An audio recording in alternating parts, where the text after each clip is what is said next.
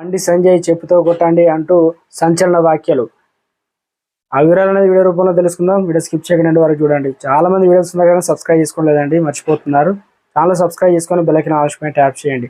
ఇటువంటి important information notification రూపంలో వస్తుందండి. చూస్తున్నారు కానీ మీరు లైక్ చేయడం లేదండి. మీరు లైక్ చేయడం వల్ల ఇన్ఫర్మేషన్ అందరికి కూడా రీచ్ అవుతుంది. తెలంగాణ అసెంబ్లీ ఎన్నికలు నిరాశపరిచిన లోక్సభ ఎన్నికలపైన ఫోకస్ పెట్టింది బీజేపీ హైకమాండ్.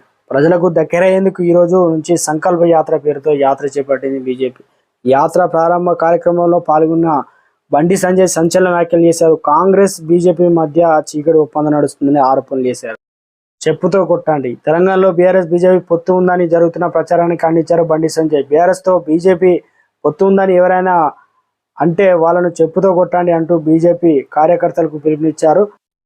కావాలనే కొందరు ఇలాంటి తప్పుడు ప్రచారం చేస్తున్నారని ఫైర్ అయ్యారు. తెలంగాణలో బీఆర్ఎస్ అధికారంలో ఉన్నప్పుడు పొత్తు పెట్టుకోలేదని, అలాంటిది తెలంగాణలో ఓడిపోయిన బీఆర్ఎస్ పార్టీతో ఇప్పుడు ఎందుకు పొత్తు పెట్టుకుంటామని వ్యాఖ్యానించారు.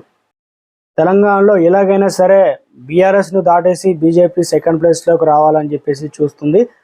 బీజేపీ గత అసెంబ్లీ ఎన్నికలు చేసిన పొరపాట్లను ఒక్కొక్కటిగా వెలుగులోకి వచ్చాయి. వాటిని సరిదిద్దే ప్రయత్నం చేస్తుంది. బీఆర్ఎస్ను ఇక ఉతికి ఆరేస్తున్నారు. మొత్తానికి కవిత అరెస్ట్ పైన కూడా బీజేపీ గట్టిగానే ఉంది. దీనికి సంబంధించి కాంగ్రెస్ని ఎలాగైనా సరే బీజేపీతోనే కలిసి మొత్తానికైతే అసెంబ్లీ ఎన్నికల్లో ఓడిపోయిన బీఆర్ఎస్ ఇప్పుడు లోక్సభ ఎన్నికల్లో మొత్తానికి బీజేపీ బీఆర్ఎస్ కలిస్తే ఏ రకంగా ఉంటుందని బీఆర్ఎస్ చెప్పకనే చెప్పారు మల్లారెడ్డి ద్వారా.